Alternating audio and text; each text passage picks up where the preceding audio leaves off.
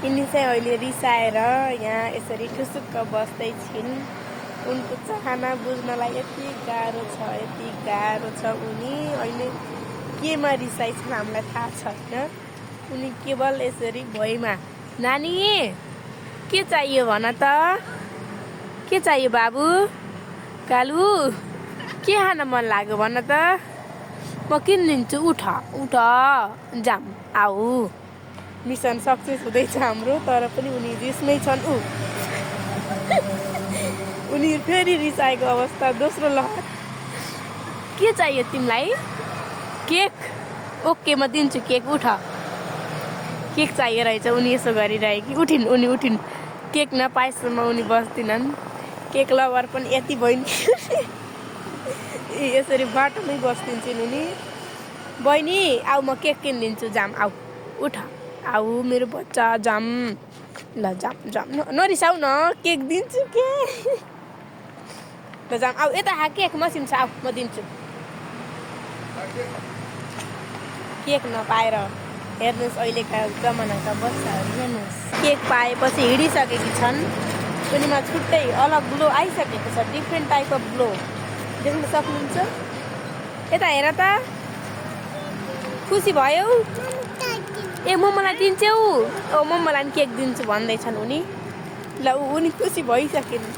यो अहिले 25 जेनरेसन ल अब जाम। अब उनको रिस मरिसकेको छ। उनले भनेको हामीले 2 मिनटभित्र दिन नसके पार उनले यो आफ्नो भयङ्कर रूप देखाइहाल्छिन्। उनले फेरि के चिजको आवाज पढो, तपाईँहरू देख्न सक्नुहुन्छ।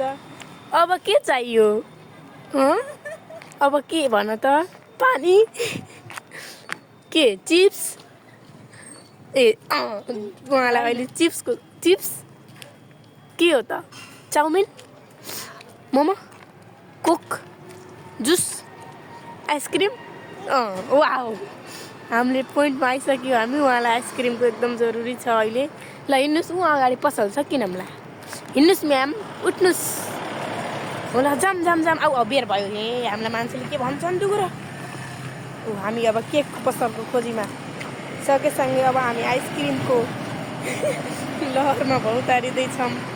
यो हाम्रो दिनचर्या हो, देख्न सक्नुहुन्छ। धन्यवाद।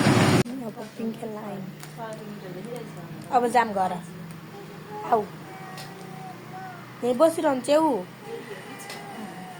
अब भोलि खेलौँला, जाम है, जाम न। हामी जान्छौँ, तिमी बस है, म जाम। अनि अहिले सबै चिज पाएर एकदम खुसी हस्तमस्त भएर अब उनको मिसन पुल चढ्ने छ अरे, त्यही कारण उनी पुलमा जाँदैछन्। गाह्रो छ अहिलेका बच्चाहरू हुर्काउन, धेरै गाह्रो छ। अब घर जाने? कहाँ जाने त? ए ल जाम माथि भने किन तल हिँडे कि त। उनी अब यही तल माथि गरेर नै हामीलाई दुःख दिने लहरमा छिन्। यही हो अहिलेका मोडर्न किड्स। ए लोटिन्छ।